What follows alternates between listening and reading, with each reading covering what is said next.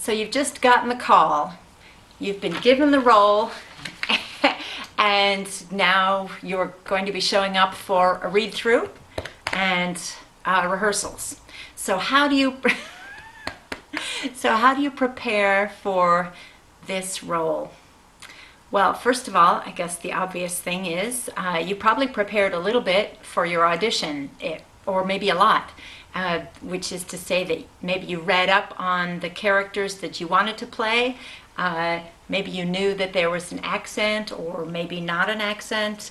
Also, that depends on the director. Sometimes, even if it's the Scottish play, no one has a Scottish accent. But anyway, those kinds of instructions hopefully will come fairly early on in the rehearsal process. But before any of that, so let's say you've read at least excerpts of the play, maybe for a cold reading during audition, or you've read the whole play. Read it again. Read it again, because what you really want is not just an understanding of your own character, but of the context in which your character's doing all the things that they're doing and all the things that they're saying. So what I like to do is, after reading the play a second time or third, is I like to highlight the sections, fold a page down for the sections that I'm in, and highlight my lines, or where my lines come in the show. Some people highlight every single word, and then maybe pick another color for instance, stage direction. But I'm keeping it a little minimal here. The next thing is I go through all my lines and all the lines of the complementary actors in the scene, and I record them on this. It's small but mighty. It's just a little voice recorder. And for me, I guess everybody learns lines differently. Some people have almost a photographic memory, so they can see what page they're on. When they're on stage, they're like, I'm on page 29 and I'm reading and I'm going through this part.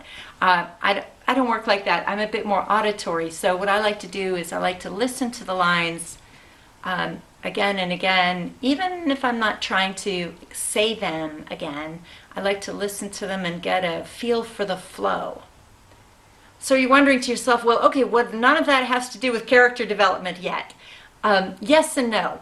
Obviously the lines are just lines, and you have to bring an entire character to life to make it work. But I hope that what you're doing when you're listening to the lines is that you're coming to understand your character's relationship to all the other characters in that scene and in the story. Because none of these characters work in isolation. They're all a part of I like to think of it as a... Oh, really? She's playing the part of the dog in this one. Yes, thank you very much. That they all are part of a tapestry in a way, and all these different threads, all these different colored threads in the tapestry, no matter how small they are, or no matter how big they are, but they all create the story that is the final picture, the final tapestry. And all of these threads have to fit together in the right way. And I say the right way as if there's only one way. Of course, there are an infinite number of ways to play a scene, or indeed to have an entire play could have different nuances. I've seen the importance of being earnest, for instance, many different ways, and I love the diversity and the nuance that different directors and a different group of actors can bring to a show like that. And then another way to prepare for being a character is to think about not just what you're doing in the scene and why you're saying the things to the other actors, to the other characters rather, but also what were you doing just before you entered the room. Like, be purposeful. Like, you didn't come into the kitchen, for instance, for no good reason. Why did you come in there? So sort of have that in mind, a little bit of backstory immediately preceding that scene. But speaking of backstory, as you come to understand how your character operates or functions in the play, you can start to develop like an idea of who is this person, what is their backstory, and by which I mean not just their life prior to the moments being enacted on stage, but who are they, who are their parents, what are their what's their emotional baggage, what are their hang-ups, what are their joys, and you can be informed by that, by the script, but also naturally there's a little bit of your own creativity that comes into play there. If you're going down the wrong path and the director doesn't like it, they'll let you know. A good one will, I hope. The other way that I like to layer onto a character is not just to know where they are in the scene and where they're from and so on, but oftentimes I like to bring a certain speech pattern to the character. So, for instance, I played a lady named Miss Prism long ago in The Importance of Being Earnest, and it seemed fun and funny and sweet to give her a lisp, so she became Miss Prism, and this added to some comedy elements in the play, unforeseen at first, but sometimes something endearing about a character takes root and becomes something bigger than just that character. Anyway, I had so much fun playing this role across from my husband as the Reverend Chasuble, because I got to say, "You are too much alone, dear Dr. Chasuble. You should get married. And Miss Anne Thwop, I can understand. A woman Thwop, never." So she became sort of like this sweet, funny little lady with this, I thought, sort of charming lisp. You don't want to offend people in an audience by creating a speech impediment, but I felt in a way that it was being celebrated rather than ridiculed, certainly not ridiculed. The other thing that I wanted to mention is that, of course, sometimes your play that you're in is going to be fully staged. Sometimes it's going to be a staged reading, and sometimes it's simply reader's theater. So in the case of reader's theater, where you're enacting the script but not learning it and not learning blocking, you're emoting a lot and you're bringing everything to the scene with your voice. There's sometimes a glance or a small prop involved, but basically you're bringing everything, the story alive with your voice. Like radio theater as well, which is also marvelous. But if it's a staged reading or a fully staged play, body language comes into your character. And so that's right, body language. And that's where you have to think to yourself, okay, just relax back and enjoy the couch. No, that's not the body language we're looking for. Maybe it is. It is for her.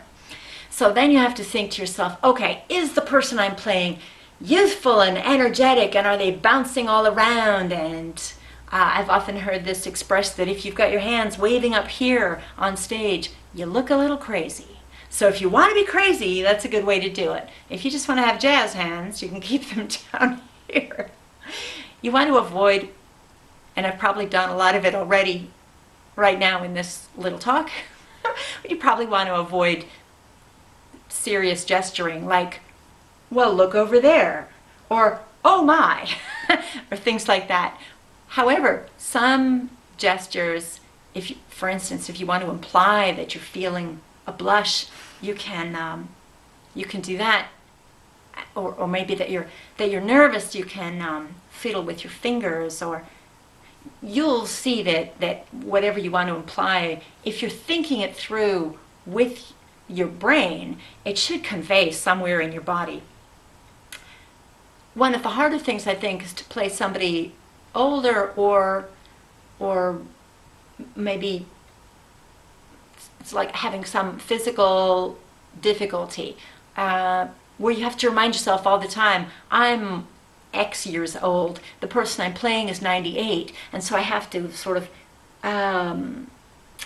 fold in on myself a little bit, have a physicality that matches my age, and maybe a slower delivery of lines, maybe some, well, like when you sit down, like, oh, something that, like, maybe that's a bit much. Maybe it's something that implies that your body doesn't love you like it used to. And also, I think you can use your pauses very effectively with your character. So when you're reviewing your script, and even before you've done a second read-through or blocking with your fellow actors, think about the places that need emphasis. And sometimes the emphasis isn't increased volume, it's a pause that brings the audience, that gives the audience the clue.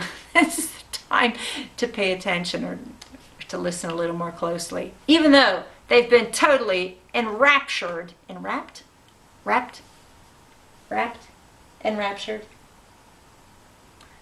totally keyed into your performance the whole time.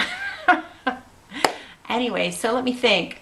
The final way to prepare for a role is, I think, maybe one of the most fun layers, and that's when you get your costume and you really feel then like the character that you're playing.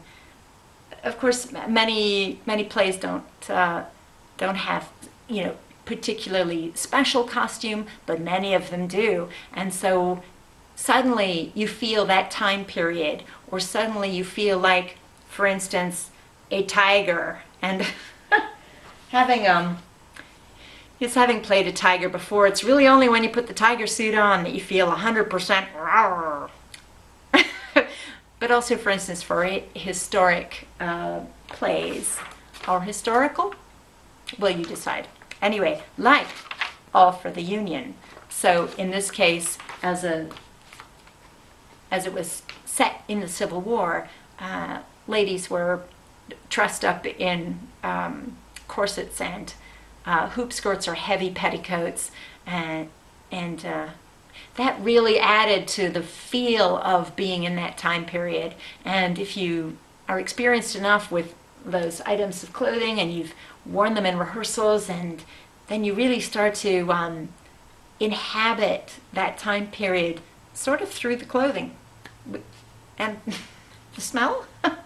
No, freshly washed. Anyway, so I hope that's been helpful and gives you some ideas on how to perhaps prepare your own character once you've seized that role and are looking forward to your rehearsals and building a layered and complex and captivating character for your audience.